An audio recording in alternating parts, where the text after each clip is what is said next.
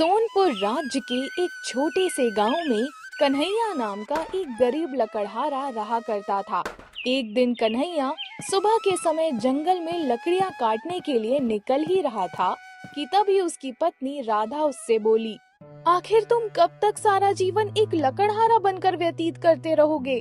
अपनी पत्नी की बात सुनकर कन्हैया उसकी ओर देखकर बोला, अरे तो राधा, मेरे पास इसके अलावा और कोई चारा भी तो नहीं है ना, क्योंकि मुझे इसके अलावा और कोई काम भी तो नहीं आता। क्या करूं तुम बताओ। तुम कोई व्यापार क्यों नहीं शुरू करते? राधा की बात सुनकर कन्हैया मुस्कुराते हुए बोला, व्यापार? अरे मेरी प्यारी राधा, व्यापार धन से होता है, धन से। मेरे पास धन कहाँ है बताओ? कोई गड़ा खजाना है क्या हमारे पास? अरे धन तो बहुत दूर की बात है। तुम खुद सोचो ना, कभी कभी तो हम दोनों भूखे पेट ही सो जाते हैं। अब बताओ भला, भूखे पेट भजन होता है क्या? मतलब ऐसे बिना धन के व्यापार होता है क्या? जब से मेरा विवाह हुआ है तब से मैं सुन रही हूँ कि तुम्हारे पूर्वज बहुत ही धनवान हुआ करते थे। उनके पास एक बहुत बड़ा स्वर्ण मुद्राओं का खजाना था जो उन्होंने जंगल में छुपा कर रख दिया था। राधा की बात सुनकर कन्हैया मुस्कुराते हुए बोला, राधा, मैं इस तरह की बातें बचपन से सुनता चला आ रहा हूँ, परंतु मुझे नहीं लगता कि इन बातों में कोई भी सच्चाई है। सब ऐसे ही हैं, ये बातें हैं बस। इतना बोलकर कन्हैया जंगल में लकड़ियां काटने के लिए चला गया। कन्हैया जंगल में सारा दिन गहरी सोच में गुम रहा। कन्हैया को गहरी सोच में डूबा हुआ देख उसका मित्र बलिया, जो कि उसी की तरह एक लकड़हारा था, वो भी उसके साथ ही लकड़ियां काटने हमेशा जंगल में जाता था। बोला, क्या बात है कन्हैया? क्यों भैया, आज तुम्हारा मन तो सुबह से काम में बिल्कुल ही नहीं है। कहाँ, किस बात में, किस गहरी सोच में डूबे हुए हो? बताओ बताओ। कन्हैया बलिया को अपनी और राधा के बीच की वार्तालाप को बताते हुए बोला, हाँ, राधा का कहना गलत नहीं है। सच तो ये है कि मेरे साथ विवाह करके आखिरकार उसे क्या मिला। जब से उसका विवाह मेरे साथ हुआ है, तब से ना तो उसे पहनने के लिए अच्छे वस्त्र दे पाया और ना खाने के लिए अच्छा भोजन दे पाया। कभी कभी तो उस बेचारी को मेरे साथ रात में भूखा सोना पड़ता है। कन्हैया की बात सुनकर बलिया मुस्कुराते हुए कन्हैया से बोला, वैसे भाभी का सुझाव मैं कहूं तो बुरा नहीं। देखो दोस्त, तुम वास्तव में कोई लकड़हारे नहीं हो। अरे सच तो ये है कि तुम मजबूरी में एक लकड़हारे बने हो। तुम्हारे पूर्वज तो बहुत ही अधिक धनवान थे। अरे तो तुम्हें क्या लगता है बलिया, क्या क्या मेरा मन व्यापार करने का नहीं करता? लेकिन तुम ही बताओ, व्यापार करने के लिए धन की आवश्यकता होती है, धन की। वो मैं कहां से लेकर आऊं? अरे तो तुम किसी से कर्ज क्यों नहीं ले लेते हैं? बस बलिया, मैं कर्ज लेने से डरता हूं। अगर नहीं चुका पाया तो क्या करूंगा? अरे तो तुम इसके विपरीत भी सोच सकते हो सकता है कि तुम कर्ज लेकर किसी व्यापार में लगाओ और तुम्हारा लाभ हो जाए तो तुम कर्ज भी चुका दो और साथ ही तुम्हारी आर्थिक स्थिति भी सुधर जाए। कुछ ऐसा भी तो हो सकता है ना? बलिया की बात सुनकर कन्हैया गहरी सोच में डूबता हुआ बोला, लेकिन मुझे कर्ज देगा कौन? अरे अपने गांव में केवल मुखिया जी ही तो हैं जो कर्ज देते हैं। तुम्हें मुखिया से बात करनी चाहिए। अगले दिन कन्हैया अपनी पत्नी राधा और अपनी और बलिया के बीच की वार्तालाप बताते हुए बोला, तुम्हें क्या लगता है राधा, क्या मुझे वास्तव में मुखिया जी से कर्ज मांगकर कोई व्यापार प्रारंभ करना चाहिए? तुम्हारा मित्र बलिया तुमसे कहीं ज्यादा समझदार है। देखो, जीवन में वही तरक्की करता है जिसमें जोखिम लेने का साहस होता है। अपनी पत्नी की बात सुनकर कन्हैया सीधे गांव के मुखिया के पास चला गया। कन्हैया को अपने घर पर देख मुखिया चौंकते हुए बोला, अरे कन्हैया, आओ आओ आओ भैया कन्हैया, क्या बात है, आज सुबह सुबह मेरे घर पर? सब कुछ ठीक तो है ना? कर्ज चाहिए? मुखिया जी, मुझे आपसे कर्ज चाहिए। ये सुनकर मुखिया चौंकते हुए बोला। अरे कन्हैया, सुनो मेरे भैया कन्हैया, तुम्हें भूलना नहीं चाहिए कि तुम एक लकड़हारे हो। अगर मैंने तुम्हें कर्ज दे दिया तो तुम उस कर्ज को कैसे चुकाओगे? बताओ भला। तुम लकड़ियां बेचकर अपने और अपनी पत्नी का पेट तो भर नहीं पाते, फिर भैया मेरा कर्जा कैसे चुकाओगे?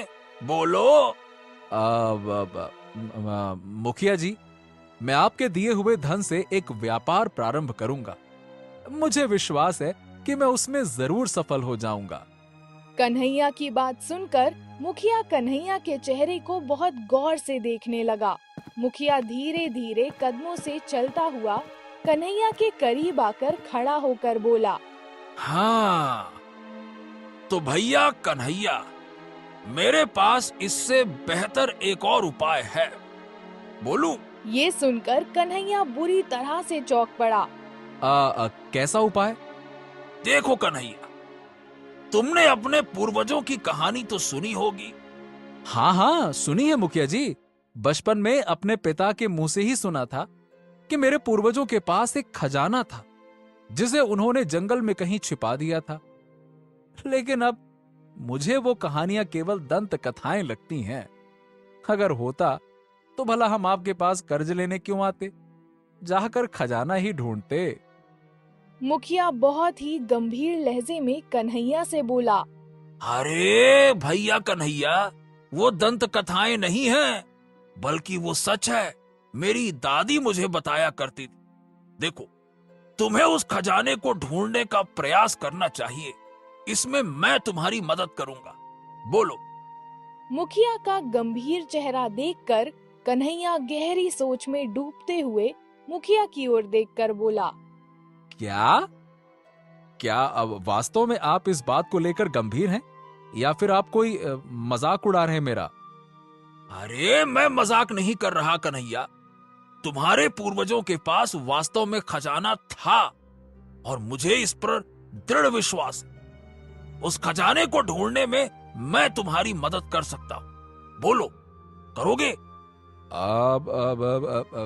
चलिए, मान लिया कि मेरे पूर्वजों के पास खजाने की कहानी जो है वो सच थी, लेकिन आप खुद सोचिए, इतने बड़े जंगल में भला हम उस खजाने को ढूंढेंगे कैसे?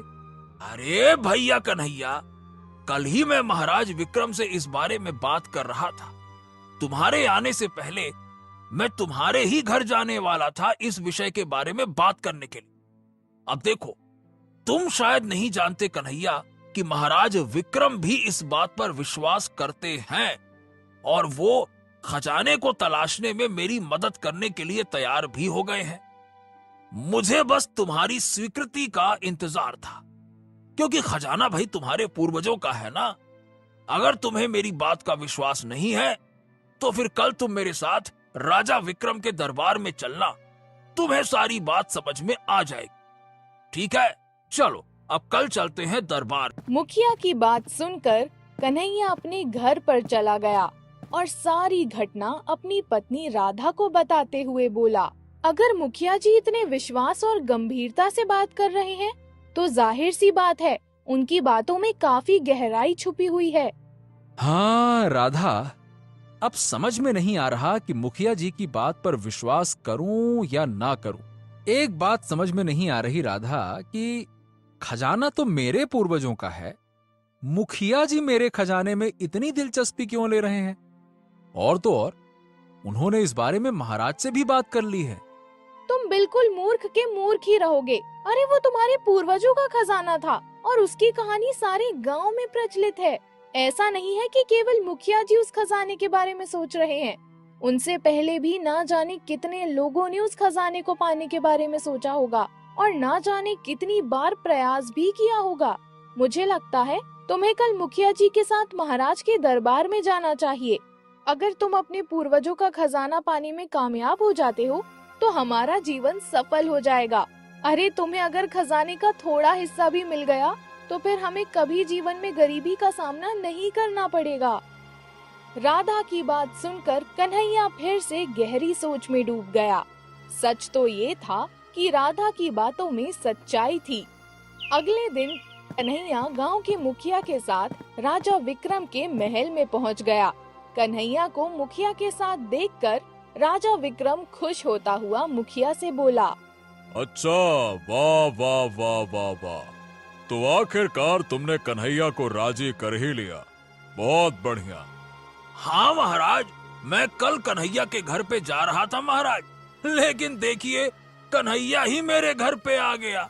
फिर क्या, मैंने बात कर ली और मामला बन गया। राजा विक्रम कन्हैया की ओर देखकर बोला, देखो कन्हैया, जब मुखिया ने मुझे बताया कि तुम्हारे पूर्वजों के पास एक बहुत बड़ा खजाना था जिसे उन्होंने जंगल में कहीं छिपा दिया था, तब मैंने मुखिया से यही कहा कि जब तक तुमसे स्वीकृति नहीं ली जाएगी मैं खजाने की तलाश नहीं करूंगा। तो बताओ, क्या तुम तैयार हो? हाँ महाराज, मैं तैयार हूँ।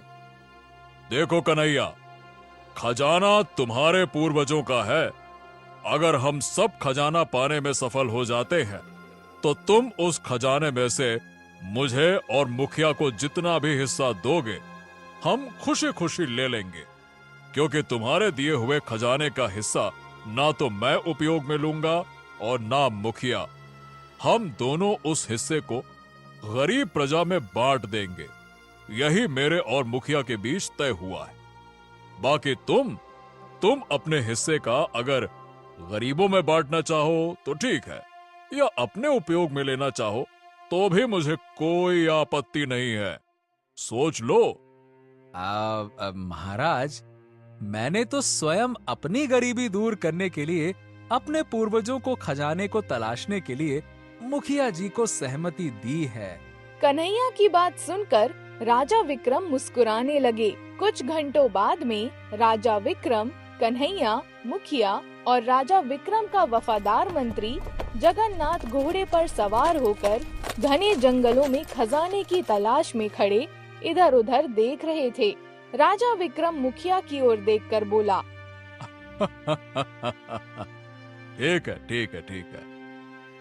मुखिया, हम तो जंगल के काफी अंदर तक निकल आए हैं, लेकिन ये जंगल का रास्ता जो है ये तो खत्म होने का नाम नहीं ले रहा। आखिरकार हम कब तक ऐसे ही चलते रहेंगे? महाराज, बस थोड़ा सा आगे और चलना है। यहाँ से कुछ दूरी पर घने वृक्ष के नीचे एक साधु बैठता है। कहते हैं कि उस साधु को इस जंगल के बारे में सारी जानकारी रहती है। मुझे विश्वास है कि उस साधु को खजाने के बारे में जरूर पता होगा महाराज। चलिए चलिए। मुखिया की बात सुनकर राजा विक्रम के होठों पर मुस्कुराहट आ गई। वो चारों अपने घोड़े पर सवार होकर फिर से आगे की ओर बढ़ गए। वो चारों कुछ आगे बढ़े ही थे कि अचानक मंत्री जगन्नाथ की नजर एक घने वृक्ष पर चली गई। उस घने वृक्ष के नीचे एक साधु बैठे हुए तपस्या में लीन थे।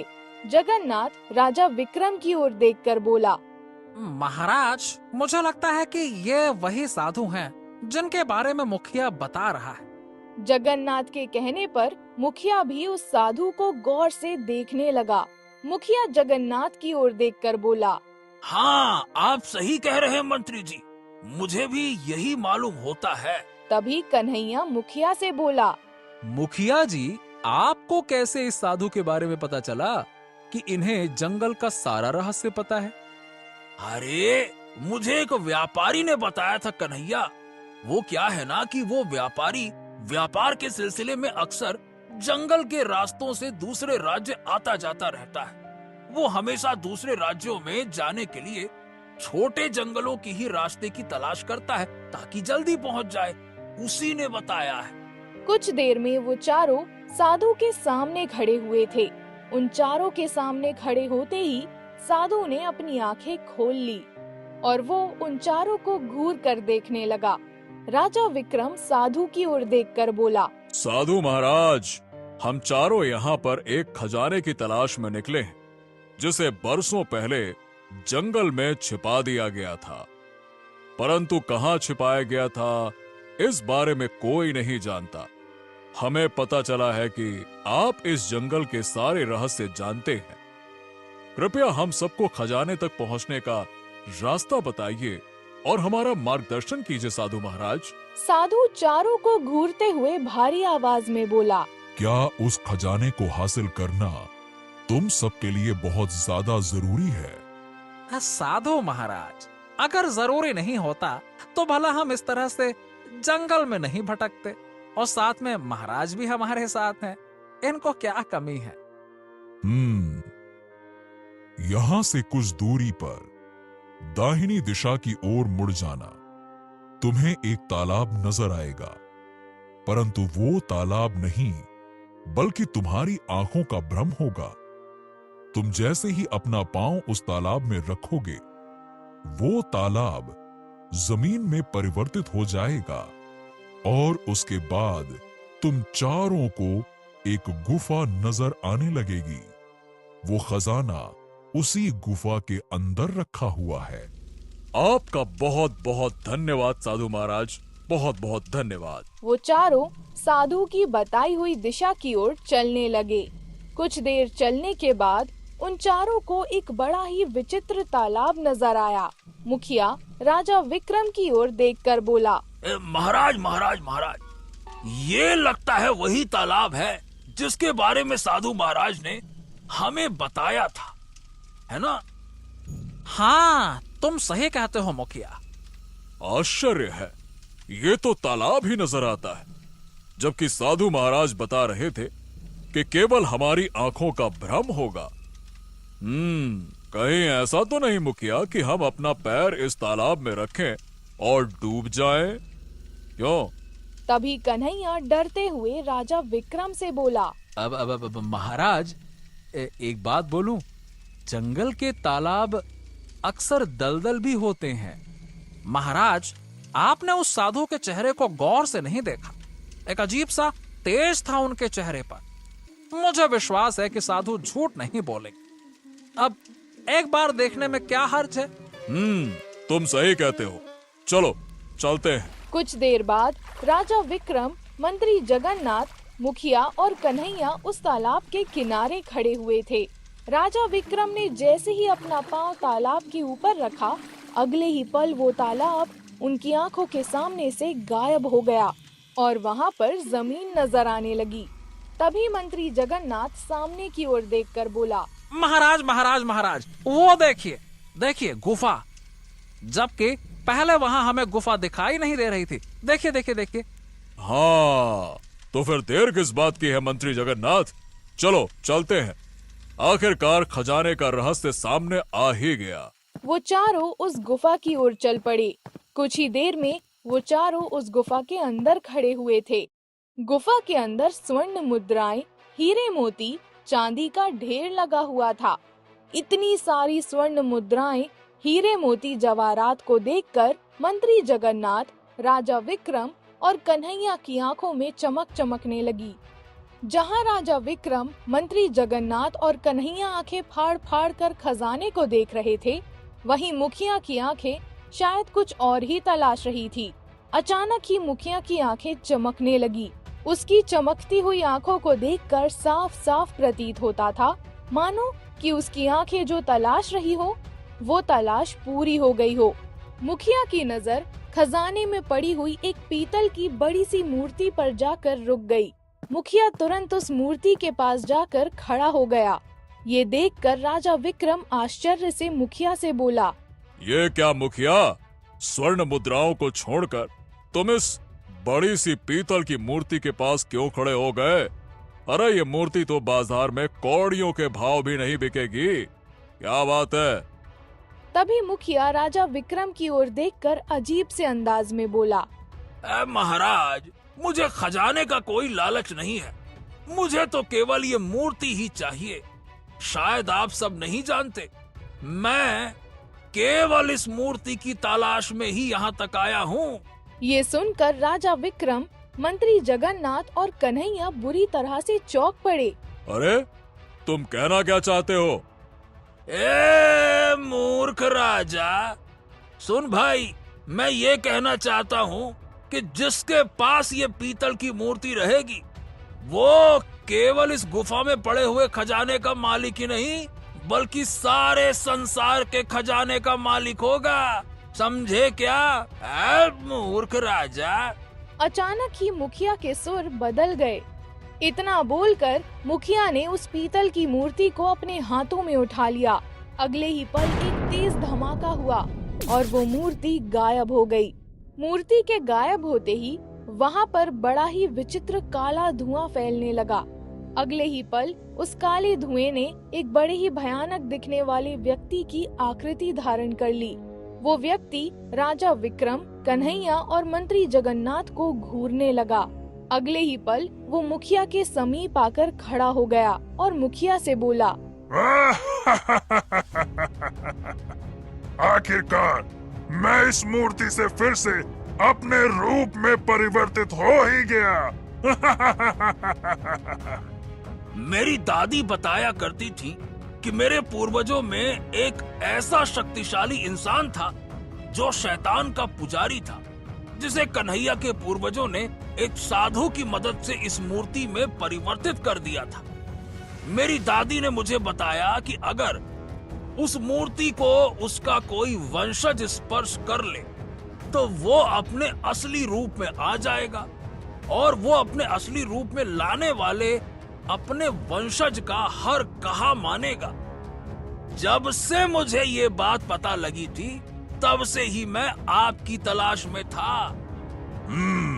तुम्हारी तलाश खत्म हुई। तुम्हारे सारे सपने साकार होंगे, क्योंकि यहाँ से बाहर निकलने के बाद इस धरती पर मेरा कोई भी मुकाबला नहीं कर सकता। तभी वहाँ पर वही साधु आ पहुँचा और रहस्यमय अंदाज में भयानक व्यक्ति की ओर देखकर बोला, इस गुफा से बाहर निकलने के बाद कोई मुकाबला नहीं कर सकता, परंतु इस गुफा के अंदर तो मुकाबला कर सकता है ना। साधु को देखकर वो भयानक दिखने वाला व्यक्ति मुखिया से बोला, ये वही साधु है जिसने मुझे वर्षों पहले इस पीतल की मूर्ति में परिवर्तित कर दिया था। राजा विक्रम साधु से बोला, साधु महाराज, आखिरकार ये क्या रहस्य है? मैं बताता हूँ महाराज। मुखिया ने तुम्हें धोखा दिया है। दरअसल ये भयानक व्यक्ति मुखिया के पूर्वजों में से है। वर्षों पहले ये भयानक दिखने वाला व्यक्ति शैतान का पुजारी था, जो निर्दोष लोगों की बलि लिया करता था। एक दिन इसकी इस खजाने पर नियत खराब हो गई और इसने अपनी शैतानी शक्तियों के द्वारा कन्हैया के पूर्वजों को खत्म करना शुरू कर दिया। ये बात कन्हैया के पूर्वजों को बिल्कुल भी पसंद नहीं आई। उन्होंने मेरे द्वारा इसे इस पीतल की मूर्ति में परिवर्तित करवा दिया, लेकिन कन्हैया के पूर्वजों के मन में खजाने का लोभ खत्म हो चुका था, क्योंकि इस खजाने की वजह से उनकी बेगुनाह संतानें मौत के काल में समा गई। जब यह मुखिया तुम्हारे साथ जंगल में आया था, तब मैं इसका चेहरा देखकर ही पहचान गया था कि इस भयानक से दिखने वाले शैतान का यही वंशजों में से एक है। अगर मैं उस समय इसको रोकता तो ये चला जाता, लेकिन बाद में फिर आता।